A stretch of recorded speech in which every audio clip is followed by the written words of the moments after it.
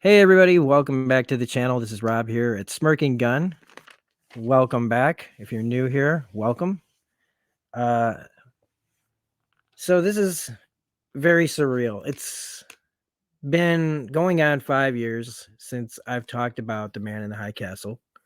If you look at the video that I just put out a day or so ago about why I'm doing this, you can check that one out for all the greater details. But for a quick recap, a long-time friend of the channel, a long-time subscriber to the channel, um, reached out with their interest in rewatching The Man in the High Castle season 4.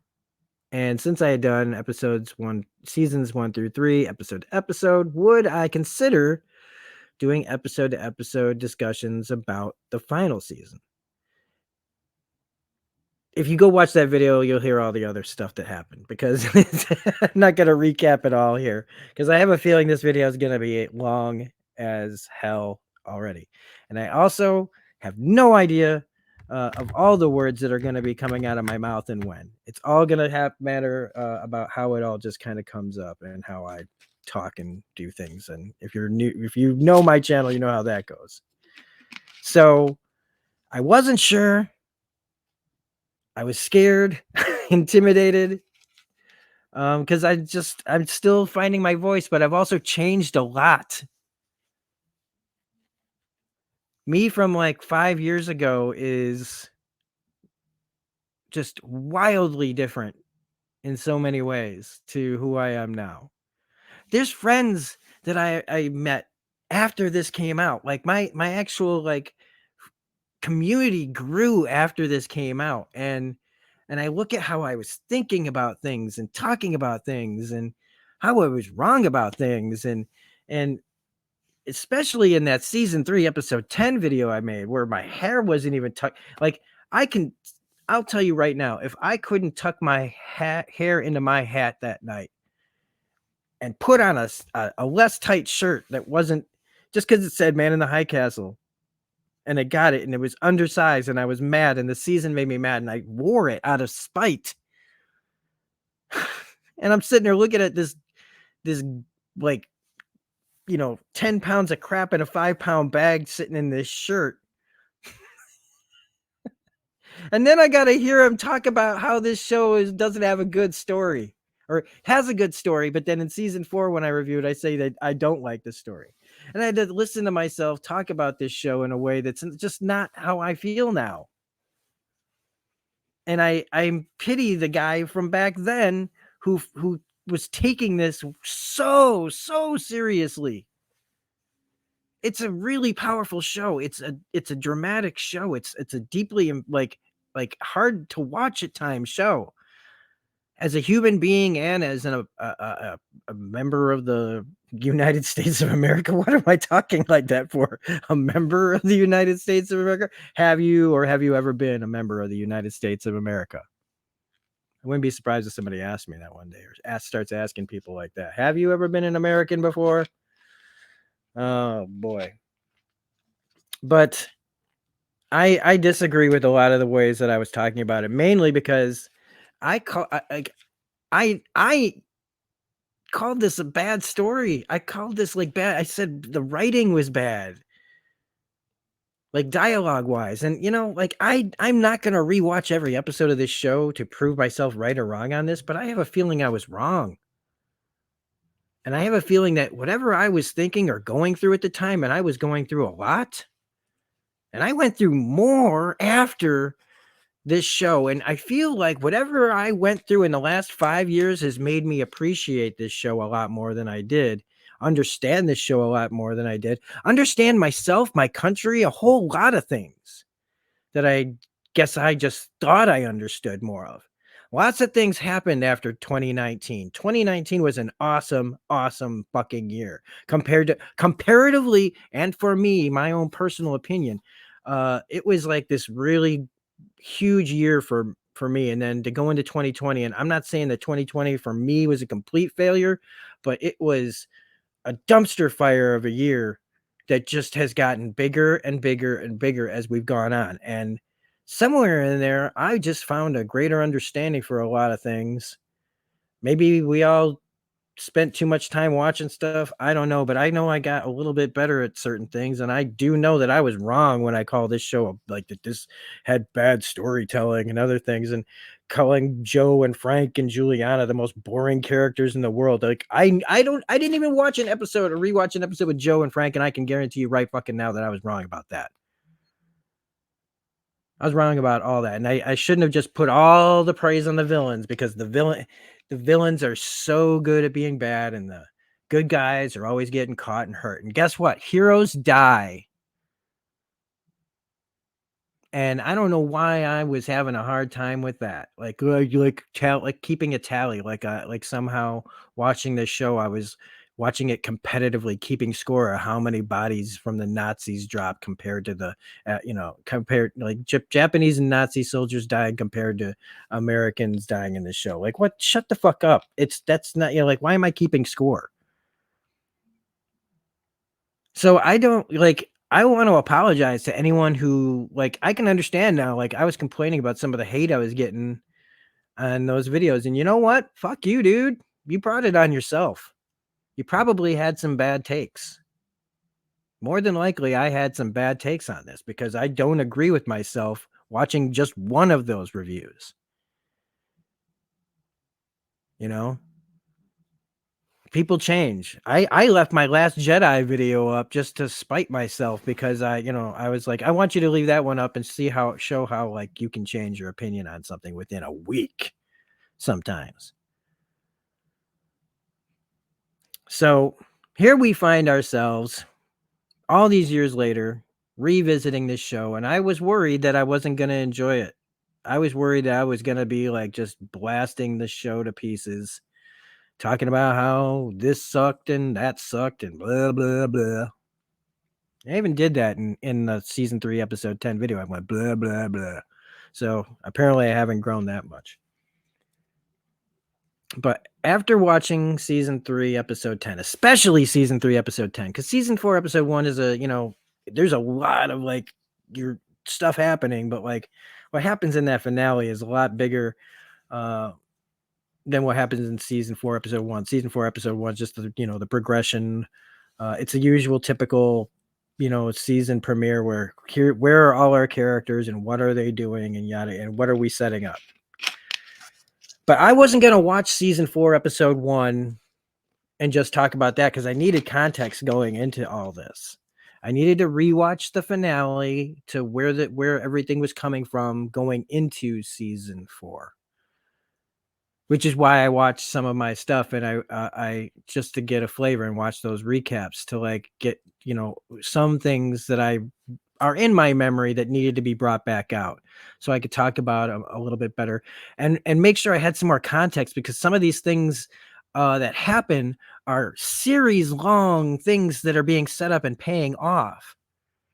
And so all of a sudden I was like, if I hadn't watched some of the previous season and watched those recaps for the other episodes, like what had happened, there was going to be context missing from a lot of stuff. And there still will be in this.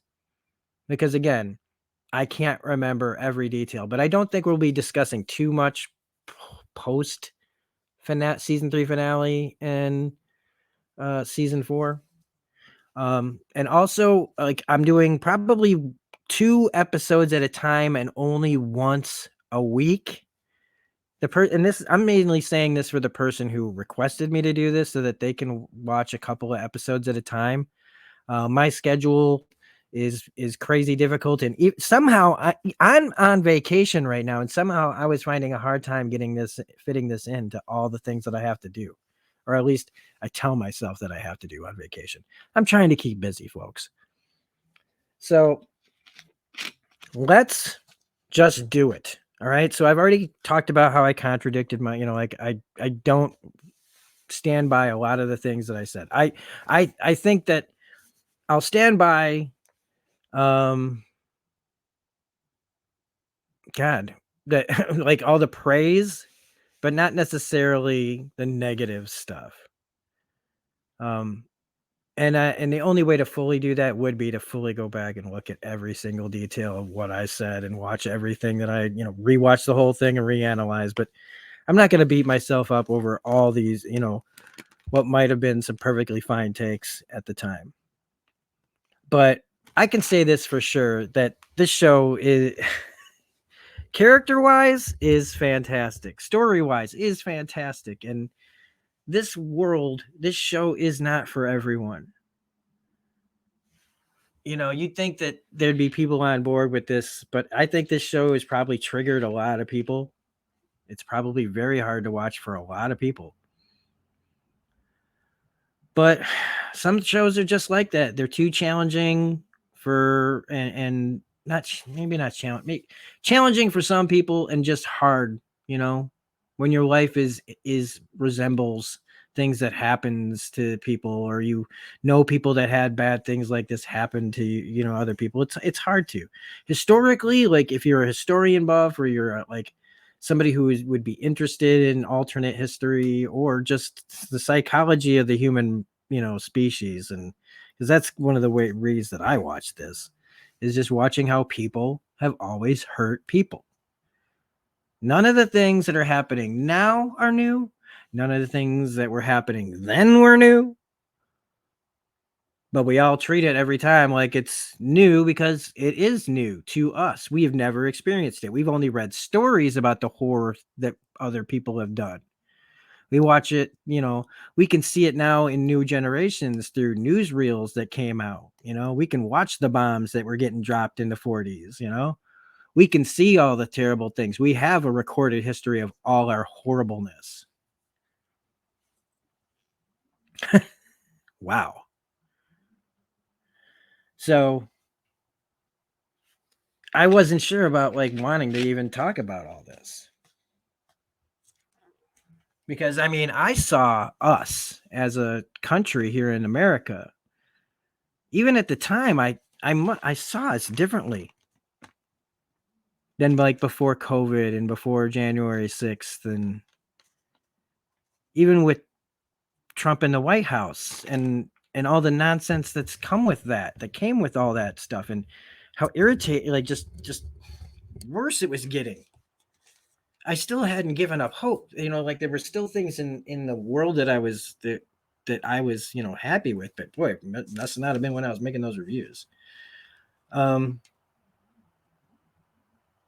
I think it probably bothered me to see, the stories of Americans who side with the Nazis, who go, well, it's either death or Nazis.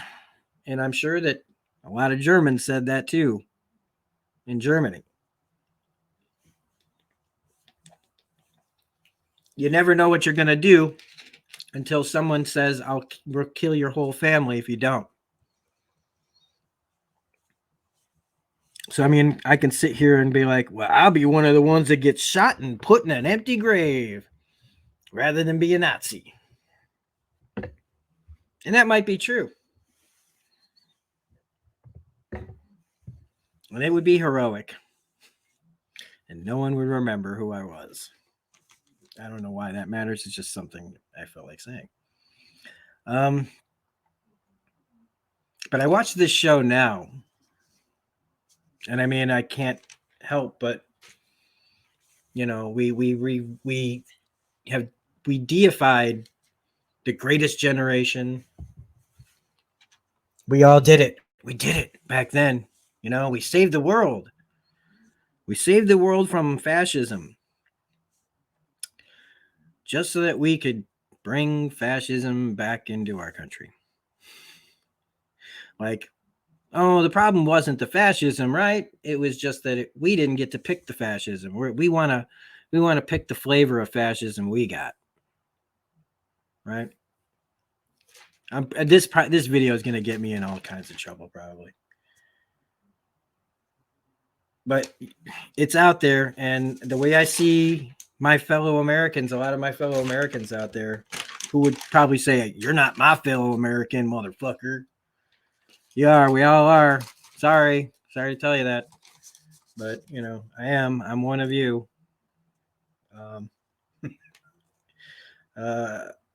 So it's when I watch this, I just see our society. I see little like previews of what a fascist-like society could look like here.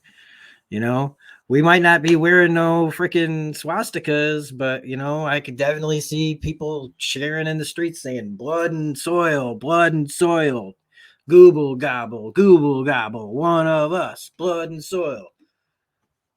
That shit happens here all the time still. The parts in the when I in season 3 episodes 10 video and I go off about the trailer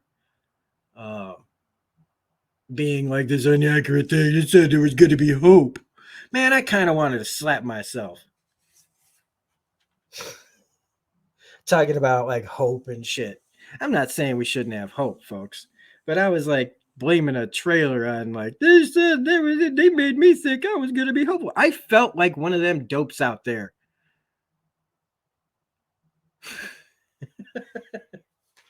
I feel like I was watching one of them for a second.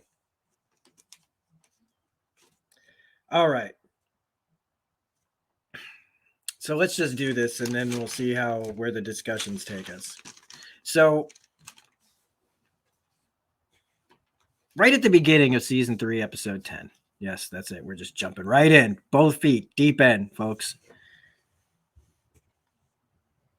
We've got Hawthorne played again brilliantly by Stephen Root, who Stephen Root is one of the like when I think character actor, man, like he's like there's a ton of great character actors, but like in everything else, like he's the guy who like he'll be in like every show.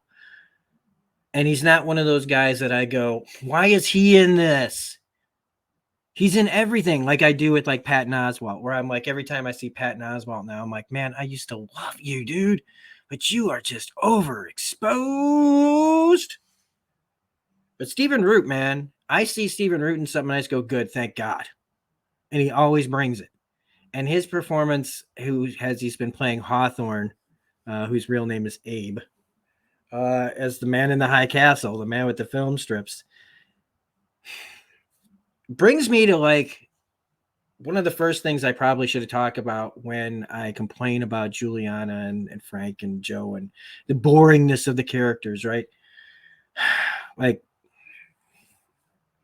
but he comes home, and we're gonna get to it, but like he comes home, he's all ready to have like a nice dinner or whatever meal, a nice evening with his lady friend that he's protected through all of this, and the Nazis are there. John Smith is there. They finally got the man in the high castle. He puts a gun to his throat, knowing that he's got the most valuable brain. They want to know all the answers. They can't let him die. And, they're telling him the same old cliche thing, which is, we don't need her. We just need you. If you come with us, we won't hurt her. That same old song and dance. And she's shaking her head, no. She's shaking her head, no. Don't do it. How many times have we seen that? How many times have we seen this in something? And I mean, I guess it happens all the time, right? Because I get mad at that cliche. But then I think to myself, well, if it's a cliche for a reason. And it's that whole like somebody saying, don't sacrifice this. Don't sacrifice all of this. The entire revolution, the entire like all the things that could happen if you give them what they want. Oh, for me, you are risking the everything. And we've seen that happen a trillion times where they can't do it and they give themselves up. And I used to get mad and say, like, have they ever done any of these scenes? How many of these scenes have there been where the person just goes and like like Hawthorne unalives himself? And I can't believe I said unalive. I don't like towing to the algorithms word police. Now, but I was thinking about like, is anybody willing to sacrifice? Like, he should have done it. But I mean, it would have made for an interesting story to me. It would have made the story a bit more interesting if he had just taken himself out. And just be out of the story. Just be like, boom, you want shocking? There it is. That's a hero's death. But instead, we've got Stephen Root, so let's use him. And then there's the other part of me that does go, and I guess I'm getting soft. Because I was like,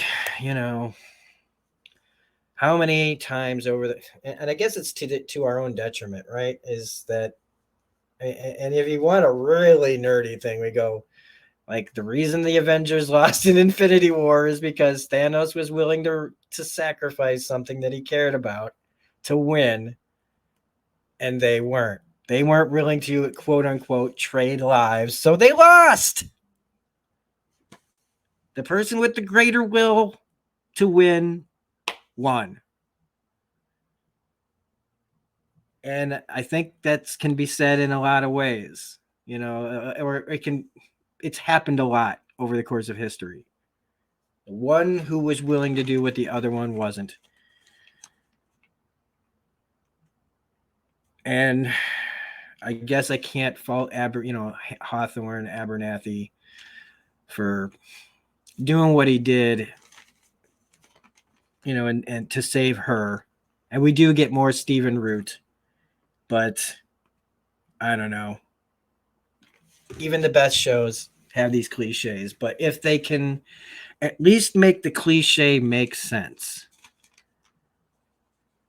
He's always protected her. He's always been kind of to be really real. I mean, he's a bit of an asshole.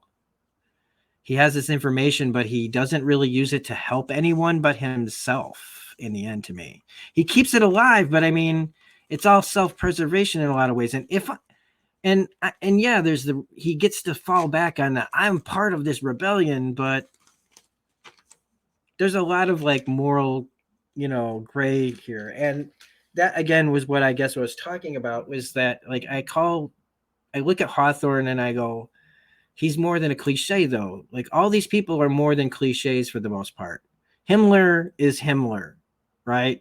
But John Smith is not like Himmler. Himmler's in these things that he just has to be Himmler. They don't need to give him too much depth. But the people that have to live in the world, Himmler's the Emperor and Smith's Darth Vader, right? And then you get characters like Hawthorne that are like Obi-Wan Kenobi. But Obi-Wan Kenobi turns out to be, guess what, a person.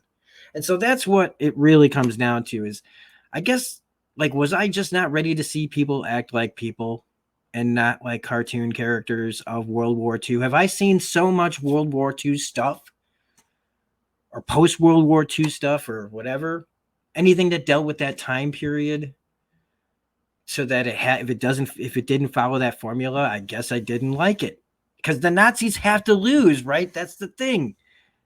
The Nazis have to lose. But if I lock myself into that kind of thinking, just because I don't like that ending, doesn't make the show bad. And I had to learn that lesson in the last 5 years. And it came down to about losing and winning and what's, all sorts of things had to happen to get my head to this spot. All right. So the next thing that I do want to talk about is Himmler. Because, in his little situation, I want to talk about Kenneth. Okay. Because I wrote it down and now I'm can barely read this name. Kenneth Tigger. Tigger? Kenneth Tigger? The beautiful thing about Kenneth Tigger is Tiggers are wonderful things. I am so sorry, everybody. I wanted to talk about him because he's a character actor that has been around forever. He's playing Himmler. And he's not okay, there were several people in this cast that were pretty decent character actors that are more well known. But Kenneth Tigger was, and again, I'm just gonna call him Kenneth T. Kenneth T, because I think he's still alive. Ken T I have seen this guy and stuff my entire life, and he has changed physically over the years so much that I saw his younger pictures today and realized for the first time that I'd been seeing him in things my entire life and not knowing it was him, because he's changed so much over the years. But he's been consistently working, and he's one of those guys who plays that, like he's the lawyer for the hospital, he's the DA for the prosecution on some TV show, and he's been in a million movies and a million TV shows. And but he, for some reason, and he seems to always be working, but he's not like one of those big poppin' names like a Stephen Root. And that's just, I want to at least point out this guy, because I'm sure I did at some point during the conversations that I used to have. But again, I'm saying him now again because it's been a long time. But he's got more face recognition than name recognition, and it's even now I can't even remember the darn guy's name properly, because he wasn't even listed in like the like what, as I'm seeing it here. Oh wait, here it is. Come on. Yeah. Kenneth Tigar. Tigar. Kenneth Tigar. All right. I'm just gonna go with Tigar, because now I'm just making it even weirder. So I just want to give a shout out to his Himmler, because this is like a big part. And he gets to like go full on like cartoon like Himmler in a serious show, and even though he feels like a little bit like a cartoon, he's so scary. I just love when he talks about going to the Poconos. And if anybody knows that term, going to the Poconos, it's a place that like I always associate with like like dinner theater, like people going out to the Poconos. And we went and saw dinner, and we saw Buddy Hackett open for Dinah Shore there. Anyway, that was my tip of the hat to Kenneth Tigar. Kenneth Tigar, your Himmler you were an amazing Nazi bastard, and I hope you live to be 100. So the next scene that we have to talk about is Juliana and Wyatt discovering the mine for travel to and from other worlds. And if you guys, hopefully after I've done this, I've recorded this, and before I've uploaded it, hopefully I've put some kind of images up here at certain points to give you some kind of context. If I don't, I'm sorry. If just hearing my voice wasn't enough, I apologize. I'm just really trying to get this video done and out there in the best possible shape that it could be in.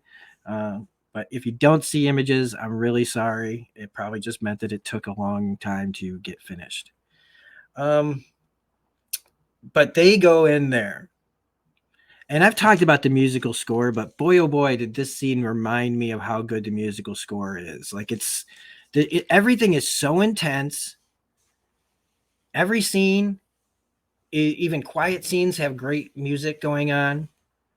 There's an intensity to all these scenes that I feel like, remind me of like Inglourious Bastards, tense scenes, things like that, when I'm talking about World War II and things like Nazis.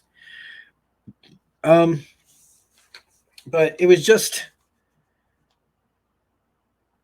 really great musical score for the show. But this also was the scene where they got the test subjects, which was, I was talking about this in the original video about just another reason to go out there and like show like Nazis killing Jews, man. Yeah, we've seen enough of that kind of deal. And I'm like, no, this is the direction of the show. This is what they're doing. This is what it would look like. This is what would happen. Do you think that they, like, what else are they going to use? Of course they're testing subjects on the people that they hate the most, and the cold indifference to it scares me now. I think about the cold indifference that I see around me, and I go, oof. But people have always been willing to do this kind of thing to people.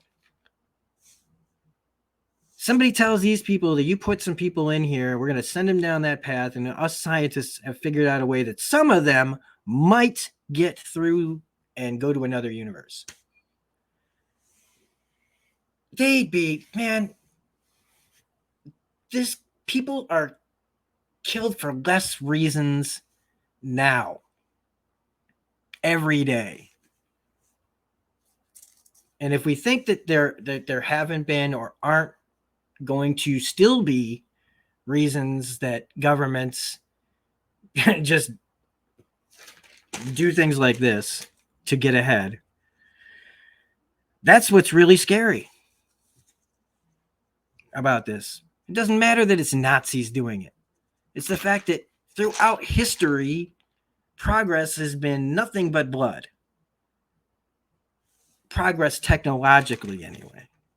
But I suppose you could say the same is true. Anybody that wanted progress or right, in as far as like morally and ethically and human rights wise, tons of blood have been spilled there too. So it's like every aspect of our society has just been covered in blood. And why? Because some people don't want progress. Some people can't let go of control of power. And it's more complicated than that, but we're trying to break it down as a show. And so I'm not gonna suddenly make this a 6-hour show so I can talk about every little bit of politics that goes along with this. But those are just my surface level thoughts on this. That what they're doing in this scene is not new, and it's not like it's stopped. Operation Paperclip was real. And if you know what they did in that, and that was in the 50s, 40s, 50s, and whatever, you know that. Anyway. But Juliana is once again caught. And I made that comment too. It's like, Juliana's always getting caught. Well, she's the kind of person who goes out right into the thick of it. So she gets caught sometimes. And since she's a main character, they need her to interact with other main characters. I didn't give him shit. I wasn't going to give him shit in season 4 premiere when she's like falls in the street and there's John Smith and his kid. It's but Juliana's caught and she's separated from Wyatt. And what were they going to do in this scene? They were fucking caught. How did they write themselves out of it? It was just madcap, like explosion, shooting, boom, boom, boom. Some of them got out. She doesn't because somebody has to pay. It wouldn't be realistic for somebody to not get caught or killed in this situation. Plus, it's the finale. And Juliana, who doesn't want to see Juliana face off against John Smith again in whatever fashion that takes? And in this case, it looked great. It felt great. She stuck it to that dude. But before she sticks it to that dude, we've got Keto. This fucking guy, man. Keto, one of my favorite characters. Who, let's see, played by Joel De La Fuente. Oh my God, I haven't said that guy's name in forever. This fucking guy, this complicated, hypocritical person. He goes over to this girl's house named Gina. And he frees her. This guy's a cold-blooded murderer. But you've got both John Smith and Keto. Both guys who are at the, you can't call them, they're people. These are all people. But they are, by all the choices they have made, they have become bad people. And still watching them be conflicted over what's right, what's wrong, why do I do this, should I keep doing this, I believe in this still. Like, they're people, they feel real. So when he lets this girl go, it's like, it can be maddening to try to go, well, how can he be like this and also like this? And it's like, but that's because that's what we're like in fucking real life. We're complicated. So I'm sitting there watching it going like, you can't really understand it. He made a connection with this person, unlike the rest of the world, and he can't do anything about the rest of the world. And so he can do something about this, and so he does. And it just makes him such a more well-rounded person You feel like you're watching then just some character, some shtick, some typical, he's the cop, he's the crooked, evil cop that, you're supposed to hate. And then he does stuff like that and he reminds you that he is a person. He's a bad person who deserves everything he gets. That doesn't change anything. But, these, but nobody was making hashtag keto redemption arc or anything like that. Now we get Juliana Smith's scene, right? And this is big because he's doing his usual thing. You're gonna talk. You're gonna tell me what's going on. And when she tells him about Thomas, because they lived there, she saw it all go down. His kid gives himself up to the Reich to die because he believed that he was weak and that he should be purged. He was raised to think this of himself. And so, despite everything that his dad tried to do to get him out of it, and he killed people, he killed his own people. Again, the hypocrisy of like, I'm willing to kill the whole country, but not my kids. But then I am, and it's like,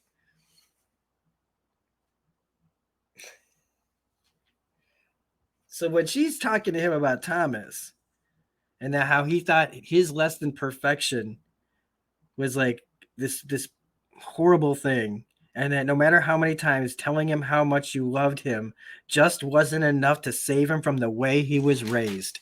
And that is another thing that was like hitting me hard, was like the indoctrination that goes on in this world. Everybody's talking about the school's indoctrinating my kids, and the library and the TV and the people singing to them are indoctrinating my kids. But you do realize the hypocrisy of all this, don't you?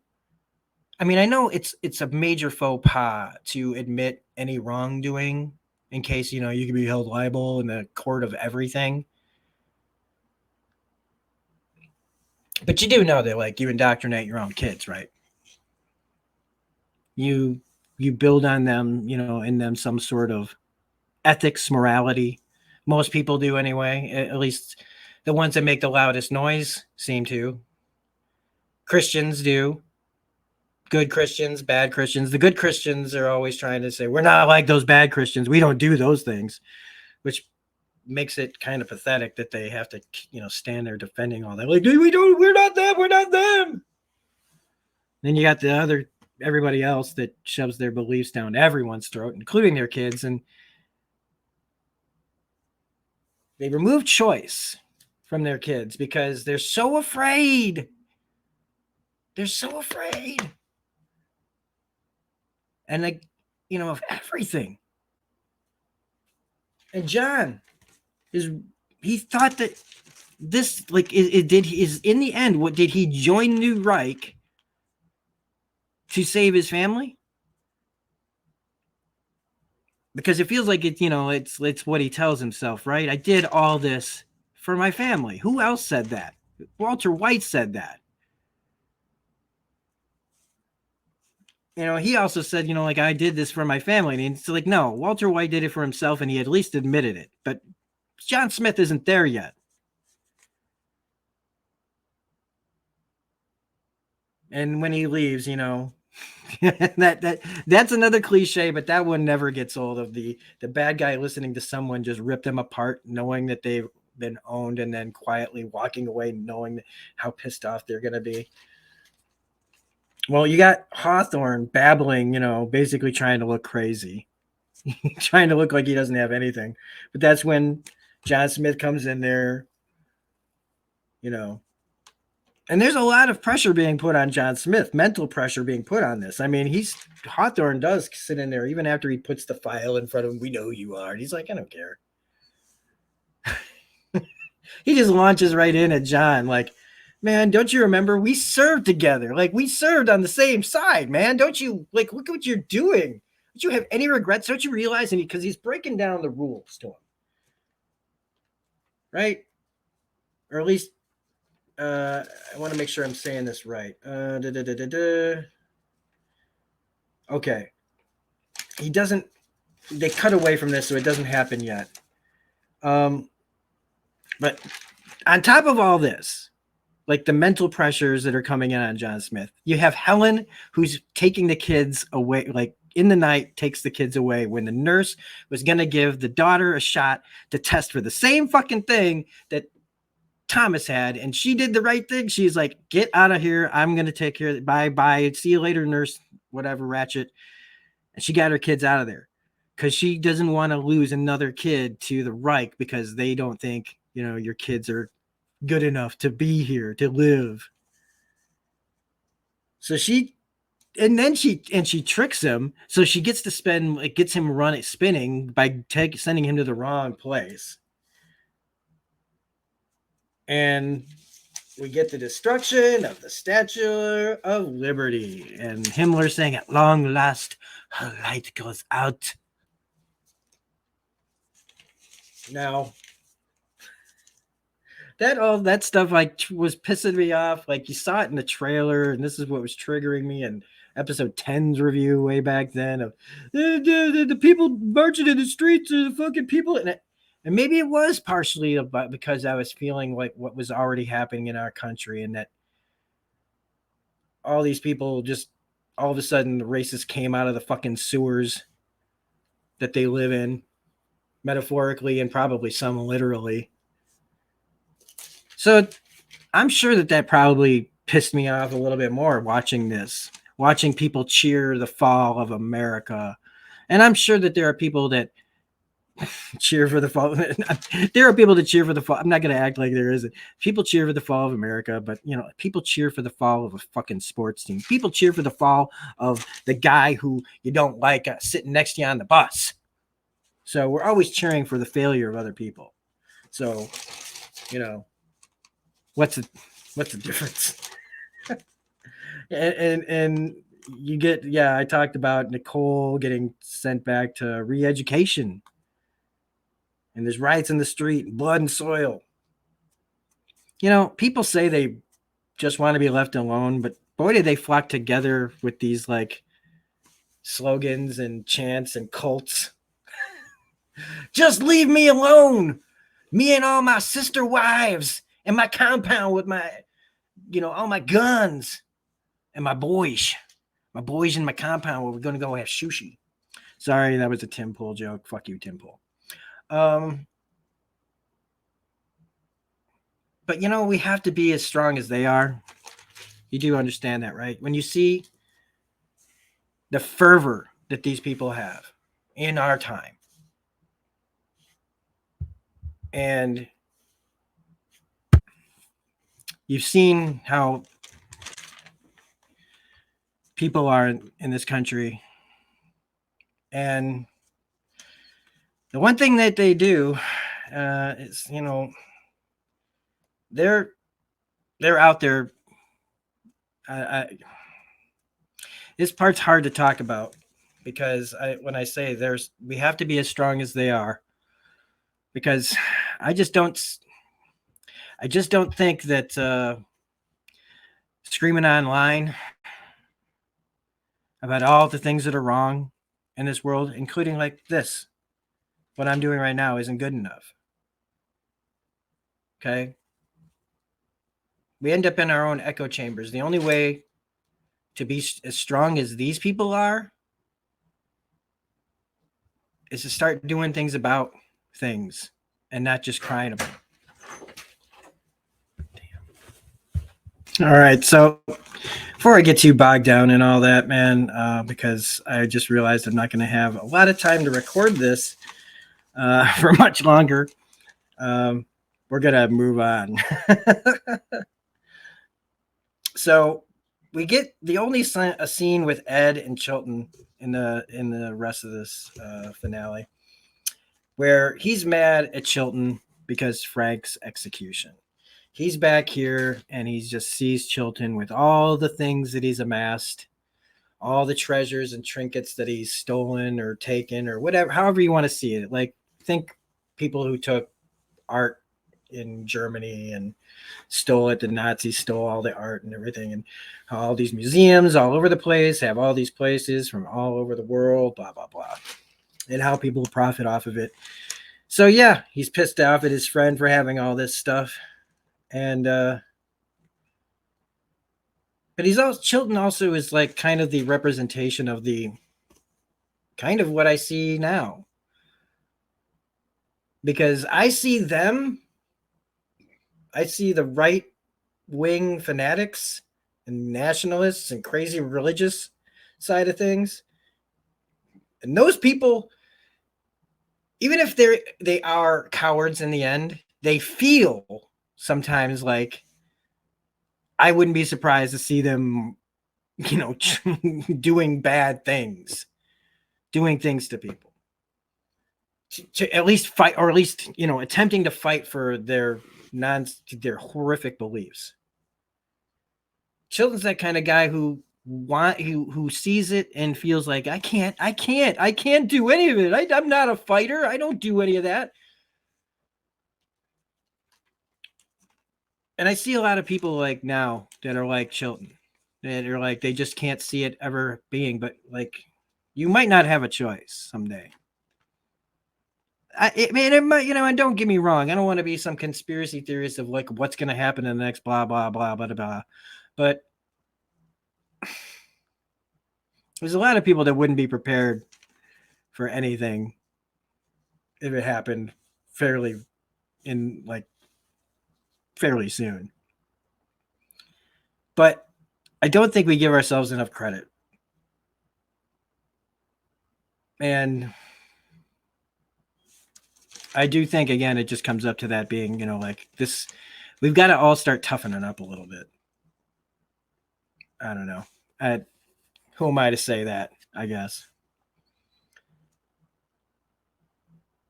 But Smith has lost everything here at this point, right? Because I talked about the whole, he sounds like Walter White. Is John Smith always like this? Was he always like this deep down, like him though? And that's the part of the arc that I can't quite remember as I was even reading or listening to my own review, like what got John from where he is now to at the end. But Smith finds out from Hawthorne the rules of traveling to other worlds. And when he realizes that, he's like, what do you think your Nazis are going to do? Roll just down a bunch of tanks, Just gonna, it's not how it's going to work. And it's Hawthorne saying that the Nazis don't have it figured out. But to me, it's also telling John Smith, this is a way to get power. Go ahead. Let him go through that fucking thing. March through. We've got it all figured out. And then watch them go through, and then John can take power himself. And I think that's kind of what happens, but I'm not 100%. And that's when Hawthorne tells, John, like, hey, man, like he realizes Juliana can do it. And she ports out in front of him, of course, after shooting her, because we couldn't just have her, like, they don't do anything with it. I guess they just needed her to be wounded so that when she goes through and we see her in the premiere, she needed a reason to be saved. And in the end, we lost Frank and Joe for Wyatt, played by Jason O'Mara, who, again, I sang his praises before. I sing them everywhere. Anytime I get to talk about the guy, he did revitalize this show's energy by a billion. I'll say that. And I was right about some things in season 3, but I was mostly wrong, I think, at least when it comes to story and writing and character. I really was. I was. So we get to season 4 premiere, Hexagon 64. And Juliana, she pops through, she lands in the flower bed, which is the visuals, man. We can, like, I don't mean like, oh, these are super impressive or whatever that. I just mean I love the imagination and where they go with it, like the meditative state and what that looks like in this world, like a more like the astral plane almost. But she's, hurt, and it's John and Thomas that save her. Coincidentally? Yeah, right. It's one of those times where I'm just like, whatever.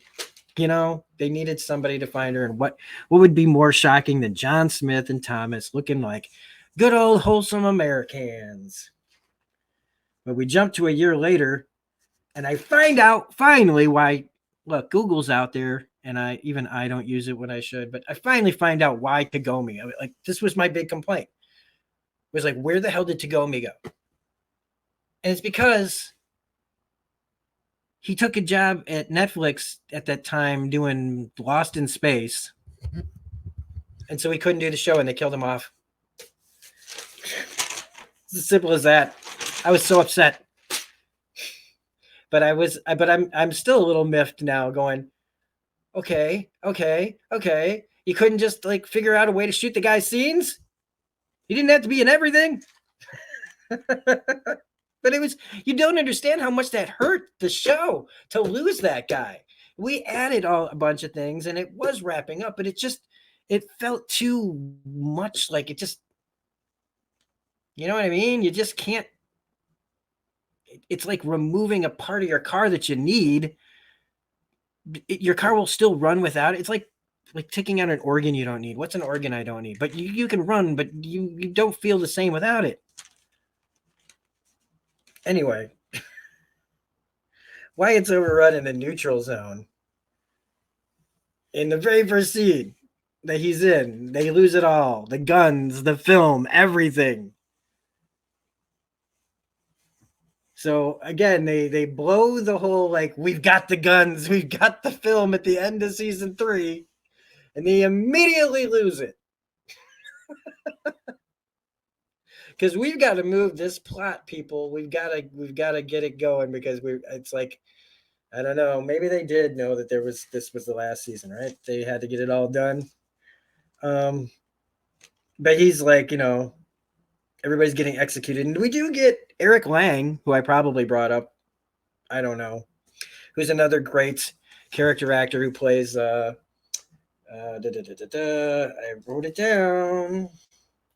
Either way, his portrayal of that, he does this in a lot of things. Eric Lang plays like one of the Nazi stooges that was also like used to be an American soldier, and his shtick, and I call it shtick, it's not, it's just his thing that I think gets him cast a lot of things, is his scary indifference to terrible things.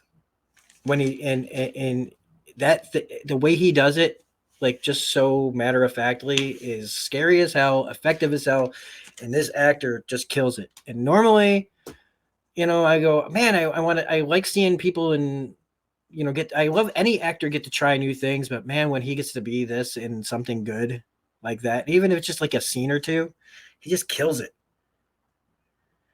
And just like Helen running away with it, just like I should say, Wyatt and his film and guns, Helen took, and at the end of season 3, Helen leaving the kids at the end of season 3, and is immediately,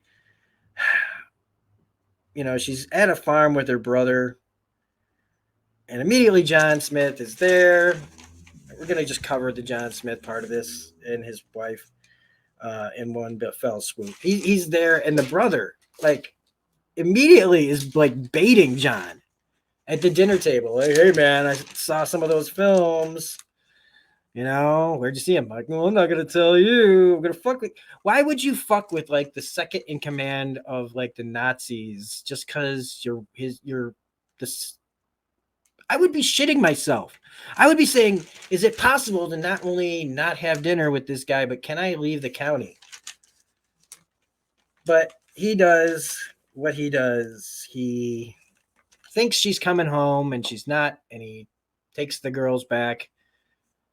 And this right here was another heroic moment. Like when I said earlier that Hawthorne wouldn't sacrifice himself for his wife, here you have the wife letting go of her kids rather than probably what would have happened, because we know that the Nazis killed their own children, and at least in the bunker. Hitler's bunker. And if it happened there, it couldn't have happened. It had to happen other places. I'm not saying that people were killing their children all across Germany or something, but like the philosophy was, if we'd rather see our children die than live in a world that we don't run. But she, being a Nazi and an American, lets her kids go back with the terrible bastard because they're alive, and they at least alive as something and a chance. If you kill your children, you don't give them the chance or the choice to live their lives better than you. You don't know. And it just, that sacrifice. Again, I know why I was praising that actress in that season 4 video. Chella Horsedoll, who plays Helen Smith. Like, just fantastic acting on her part. So, there they go. And the word safe, that he throws around. They're going to be safe. Nobody's safe around him. And you get Japan talking, okay, like a lot of like the imperial stuff happens. Some imperial stuff happens in here. I didn't bring it up, but there is like this whole thing, this with the giving orders to Kido to investigate Tagomi's assassination and being told by the guy next to him that he's not going to do it. The guy in front of him being pissed off that this guy is trying to defy orders given, countermanding orders. And the guy has to explain to him later. He's like, look, man, like, do you understand the concerns of just controlling this territory in California? The Nazis are coming for it. They're hungry. We're trying to hold on to this thing because we want it. We have to have it, right?